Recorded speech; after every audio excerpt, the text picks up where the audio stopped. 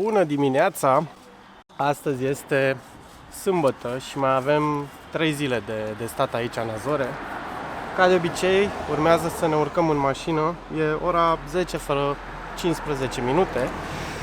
Și astăzi o să avem câteva obiective pe listă. Și anume, o să vizităm una sau două plantații de ceai și o să vedeți de ce sunt interesante, cel puțin în contextul Europei, precum și un viewpoint, ca de obicei, un viewpoint super fain, ca multe altele de aici de pe insulă. Și probabil după aceea o să mergem la o altă plajă să vizităm încă o plajă de aici. Cam atâta momentan și numai bine! Așa cum ziceam, prima oprire pe ziua de astăzi o facem la un viewpoint. Santa Iria se cheamă acest viewpoint. O să arăt imediat și priveliștea de aici, care este extraordinar de frumoasă. Și în plus, în anul 1831, aici s-a dat și o bătălie navală destul de mare, undeva în partea aceea.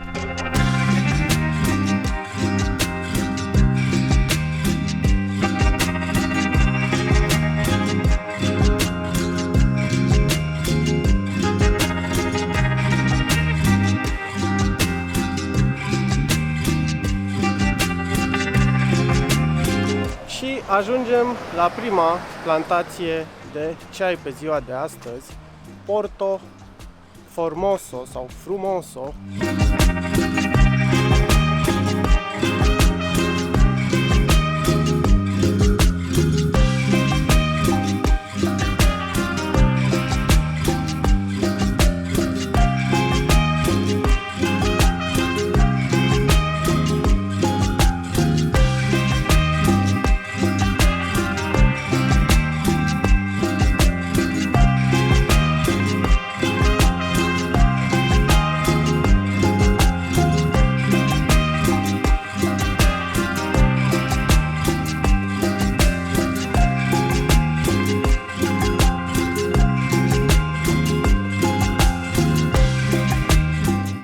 Am avut un scurt film de prezentare.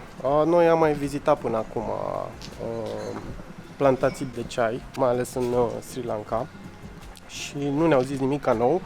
Pe scurt, prima frunzuliță asta de aici, cea mai mică, se cheamă Silver Tips și din ea se face ceaiul alb, de-aia este și cel mai scump pentru că este foarte mică. După care avem ceaiul verde, făcut din a doua frunzuliță, asta mai mică, și bineînțeles ceaiul negru, care se face din următoarele frunze. Iar mixul este când se pune toată planta și se face mixul. Bineînțeles, ăștia de la Porto Frumoso, de aici de la plantație, au schimbat denumirile, nu se cheamă white, green și black, zice altfel ca și denumiri, nu mai țin minte exact, dar o să pun pe filmare. În rest, foarte frumos, peisajul, clădirile, ca de obicei. Cam atâta.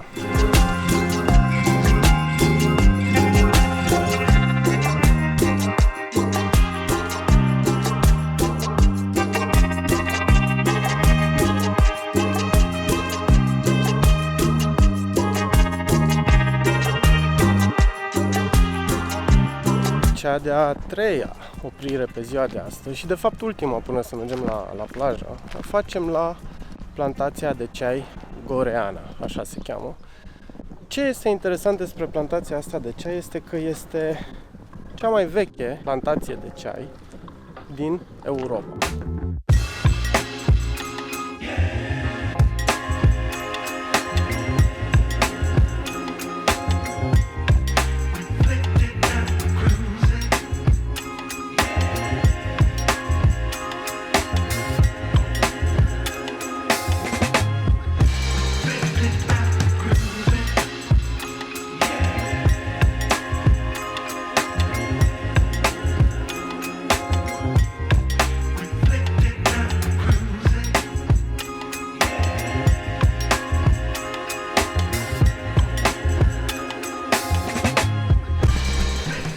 Plantația asta are renumele acela de cea mai veche, dar dacă mă întrebați pe mine, dincolo la Porto Frumoso a fost mult mai fain și mai intim.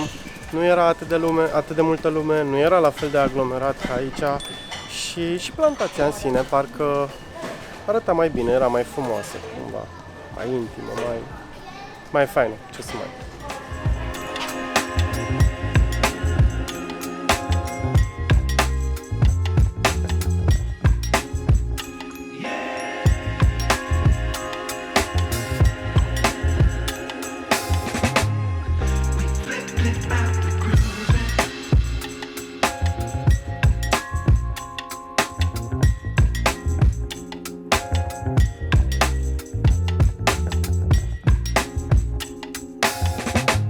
नशे से चढ़ गई ओए कुड़ी नशे से चढ़ गई पतंग से लड़ गई ओए कुड़ी पतंग से लड़ गई ऐसे खींचे दिल के पेचे गले ही पड़ गए ओए नशे से चढ़ गई ओए कुड़ी नशे से चढ़ गई पतंग से लड़ गई ओए कुड़ी पतंग से लड़ गई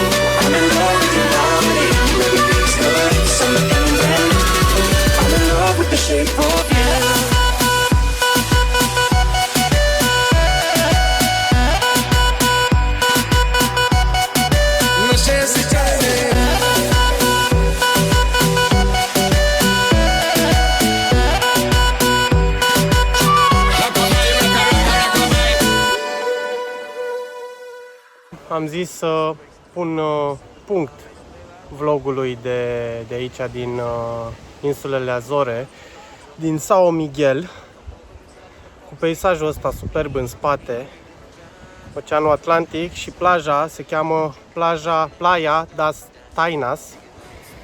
Și am zis să fac un rezumat al celor aproape 2 săptămâni, de fapt 12 zile petrecute aici, să zic ce mi-a plăcut, ce nu mi-a plăcut și dacă aș mai reveni în Azore. Și o să încep cu prima zi, ziua în care am ajuns aici. Cazarea și mașina de închiriat le aveam deja luate. Le luasem cam cu 8 luni de zile înainte, asta ca să vă faceți o idee asupra prețurilor. Și am dat pe o casă cu 4 camere, am dat 1650 de euro și pe o mașină de închiriat pentru 12 zile am dat 730 de euro. Dacă prețul e mare sau mic, la casă nu mi se pare mare, vine 660 de euro de cuplu. La mașină, în schimb, mi se pare destul de mult, 700 de euro, dar fiind 5 persoane, am zis, băi, merită că o folosim mult și, într-adevăr, a meritat că-ți dă o mobilitate foarte, foarte bună. Dar mi se pare totuși mult. Adică până și în Islanda am plătit 300 și ceva de euro pentru 9 zile. Aici este dublu și ca mașină. Ok, insula, când am ajuns, ce m-a spart, ce m-a uimit cel mai tare a fost verdeața. Este extraordinară din punct de vedere verdeață. Este verde toată insula, plină de pomi, plină de flori. Foarte, foarte frumoasă din punctul ăsta de vedere. Ca și peisaje, mi-aduce aminte de o combinație, de fapt, între Islanda și ceva mai exotic, ceva mai tropical. Pot să compar cu Sfântul Vicențiu, pentru că și aia, ca și asta, este o insulă vulcanică și se vede lucrul ăsta. Plajele toate sunt cu nisip negru, cu nisip vulcanic, iar fiind tot așa mai stâncoasă, se vede, de-aia ți-aduce un pic aminte de Islanda. Temperatura și vremea am prins extraordinar de fain, dar e mega full sezon aici, adică e jumătatea lui august, mai bine de atât nu se poate. Apa este caldă, undeva pe la 23-24 de grade, iar afară au fost undeva la, aș zice, între 27 și 30 de grade, cam așa. Noi am stat în Furnas, un orășel de vreo 1500 de locuitori, un oraș extraordinar de frumos, micuț, dar în același timp am avut tot ce ne trebuia. Am avut 3-4 magazine, 4-5 restaurante și era destul de bine poziționat, pentru că puteam cu mașina să ajungem în oricare parte a insulei în relativ puțin timp, gen 30-45 maxim o oră. Am vizitat insula de la nord la sud și de la est la vest, am văzut și am făcut cam tot ce era de văzut și de făcut. Am văzut destul de multe plaje. Da, overall e faină, e mișto.